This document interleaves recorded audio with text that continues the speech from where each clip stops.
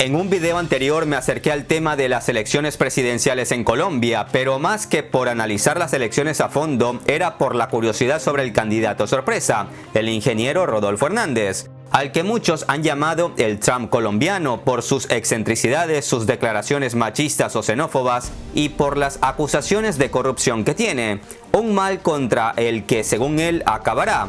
Este millonario empresario de 77 años y el izquierdista Gustavo Petro se enfrentarán en la segunda vuelta electoral el 19 de junio, cuyo resultado determinará si Colombia se encamina por lograr una mayor igualdad económica y social bajo el economista Petro, apoyado por las generaciones más jóvenes, o marca el comienzo de una nueva era populista con el ingeniero Hernández, apoyado por la generación mayor y de corte conservador, y ahora mismo también por el uribismo. No suelo hacer perfiles de candidatos, no tengo ningún interés en dirigir el voto de nadie. Y hago este video porque muchos de nuestros queridos seguidores nos han pedido un video similar sobre el otro candidato, del que no hablé mucho, el izquierdista Gustavo Petro, que de ganar se convertiría en el primer presidente de izquierdas en un país que ha sido gobernado toda su historia por la derecha, aunque a decir verdad, tan derechos no han sido. Me gustaría dejar claro que nosotros no somos miopía política. No nos creemos amos y dueños de la verdad y estamos atentos a los comentarios de nuestros seguidores. No es una sorpresa que hay un candidato populista de izquierdas en la segunda ronda, porque en el 2018 Petro ya se enfrentó ante Iván Duque y perdió. Sin embargo, hay un dato que hay que tener en cuenta.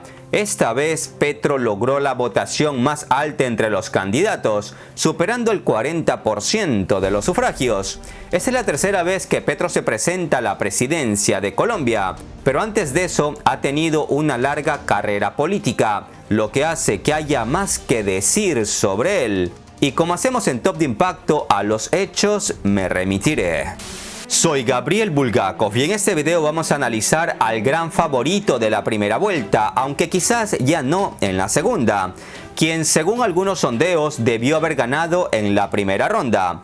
Abordaremos el halo oscuro que acompaña a Petro, el cual sirve para dar argumentos en las tertulias políticas en la prensa, los bares y en los hogares, para explicar por qué no debería llegar a la presidencia. Amigos, hemos hecho un trabajo enorme investigativo para dejar todo claro, de acuerdo a sentencias judiciales e informes. No se deje engañar con las fake news que rondan por ahí contra Petro. Sin más introducción, empecemos. Gustavo Petro es economista, se especializó en administración pública, tiene una maestría en economía, una especialización en medio ambiente y desarrollo poblacional y es doctor en nuevas tendencias en administración de empresas.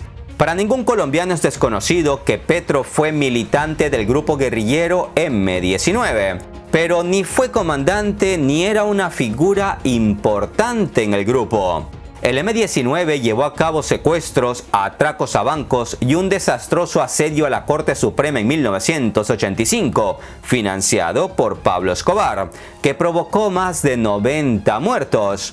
El hecho de que varios de los sobrevivientes que fueron sacados por los militares de repente murieron en el destacamento militar al que fueron llevados, nos da luz sobre la cruda realidad que se vivía en Colombia en esos momentos. Inicialmente, el M-19 había cultivado una imagen de Robin Hood, asaltando camiones de supermercados y distribuyendo leche robada en los barrios más pobres de las ciudades, pero luego pasó a convertirse en otra cosa. El trabajo principal de Petro como miembro del M-19 era almacenar armas robadas. En 1985, antes de la toma del Palacio de Justicia por parte del M-19, donde murieron más de 90 personas, Petro fue torturado por el ejército y encarcelado por cerca de 1 año y medio, por lo que no tomó parte en esa trágica acción organizada por este grupo guerrillero del que él era miembro. Después de su liberación en 1987, ayudó a organizar células guerrilleras hasta la desmovilización del grupo en 1990, que es cuando empieza la carrera política de Gustavo Petro. En un momento difícil para la izquierda colombiana, donde los candidatos eran asesinados a la par de militantes, Petro se rodeó de seguridad y se abrió poco a poco camino en la política nacional. Sirvió casi 2 décadas en el Congreso de Colombia, donde se hizo un nombre por denunciar la corrupción y los estrechos vínculos entre políticos y los paramilitares, mientras que sus enfrentamientos con el entonces presidente Álvaro Uribe son muy conocidos por los colombianos. Terminó cuarto en las elecciones presidenciales del 2010 y luego fue elegido alcalde de Bogotá en el 2011. Fueron 4 años caóticos al frente de la capital. Aunque el crimen y la pobreza cayeron, Petro ganó fama de terco y de excederse en sus funciones. Al quedar segundo en las elecciones presidenciales frente a Iván Duque en el 2018, Petro ganó el derecho a regresar al Senado entre 2018 y 2022. Toda su vida se ha dedicado a la política y nunca ha trabajado fuera del sector público, lo que para algunos es una desventaja frente a su oponente en la próxima segunda vuelta presidencial, puesto que Rodolfo Hernández es un hombre que ha trabajado casi toda su vida en el sector privado creando empresas. Uno de los episodios más dramáticos durante la alcaldía de Petro en Bogotá se vivió cuando la basura se amontonó en las calles durante su fallido intento de reformar el servicio de recolección, lo que le valió una sanción de la Procuraduría, que lo destituyó. Petro inmediatamente interpuso recursos y finalmente se demostró que no hubo delitos, y fue restituido en el cargo de alcalde en el 2014. No está de más decir que en el 2020 la Corte Interamericana de Derechos Humanos ordenó reparar e indemnizar a Gustavo Petro por estos hechos. Como alcalde de Bogotá, entre 2012 y 2014, Petro disminuyó y congeló la tarifa de Transmilenio, un sistema de transporte masivo. A pesar de que la gran mayoría de usuarios celebraron la medida, la Contraloría Distrital le abrió una investigación, al considerar que se trataba de un subsidio ilegal, sin respaldo fiscal, que había generado un enorme detrimento a las arcas de la ciudad, al tener que cubrir con recursos propios el hueco fiscal generado por la variación de la tarifa de este transporte. Después de un largo proceso judicial, se determinó que Petro no tuvo responsabilidad fiscal alguna. De cara a las elecciones del 2018, se filtró parte de un video donde se le veía recibiendo una gran cantidad de dinero y guardándolo en bolsas plásticas, lo que llevó a una investigación preliminar por parte de la Corte Suprema de Justicia, que concluyó que el video era del 2005 y no estaba relacionado con la campaña a la presidencia del 2009. El dinero no provenía del narcotráfico como lo habían denunciado y tenía un origen lícito, por lo que la Corte se inhibió de iniciar algún proceso en contra de Petro. Estos hechos aún siguen siendo compartidos con información falsa en las redes sociales, y seguro que más de uno se lo cree sin siquiera interesarse por la verdad. Hace poco, días después de la primera vuelta electoral, se daba a conocer la noticia de que un juez español admitió a trámite una denuncia contra Gustavo Petro, en la que se le acusa por el secuestro, mientras era miembro del M-19, de un periodista español y una persona que fue muy querida por el pueblo colombiano, el periodista y actor Fernando González Pacheco. Sin embargo, amigos, esto al final no es más que humo y un intento de manchar el nombre de Petro antes de la segunda vuelta. La periodista Alexandra Pineda, que fue testigo del acontecimiento, aclaró que todo se trató de un falso secuestro que se hizo para burlar la censura que en ese momento imperaba en Colombia. Así que, amigos, no crean ni tampoco compartan fake news. Gustavo Petro, como militante de la guerrilla del M-19, no solo fue indultado una vez a través de la Ley 77 de 1989, sino que hubo un segundo reindulto total en 1992. Así que cualquier delito que se le atribuya como militante del M-19 goza del principio de favorabilidad penal y cosa juzgada, lo que en la práctica equivale a que ha sido perdonado por la justicia colombiana. Eso, por supuesto, no significa que los colombianos se olviden los crímenes que el M-19 cometió, pero tampoco se le pueden achacar a Petro, porque lo cierto es que él no tenía ningún cargo importante o sobresaliente en la formación.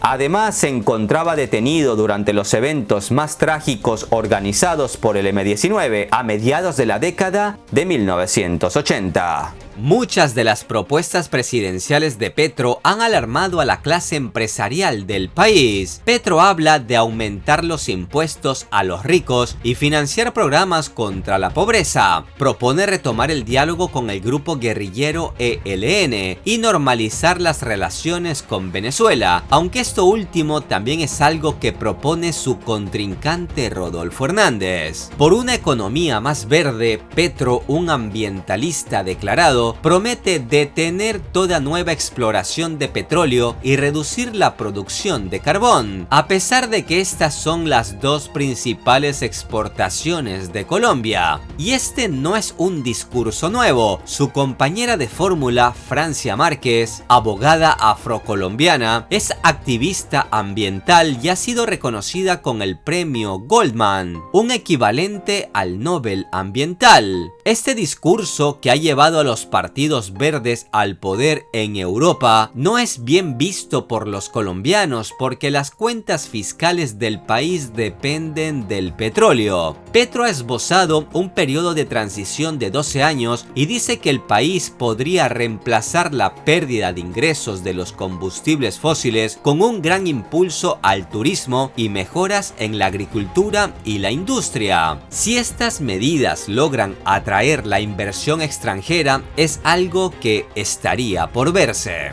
Una de las controversias de la campaña del izquierdista Petro es el hecho de que ahora cuenta con el apoyo de personas que antes eran de derechas. Y la gente ve alrededor de Petro a algunas figuras tachadas como los mismos de siempre.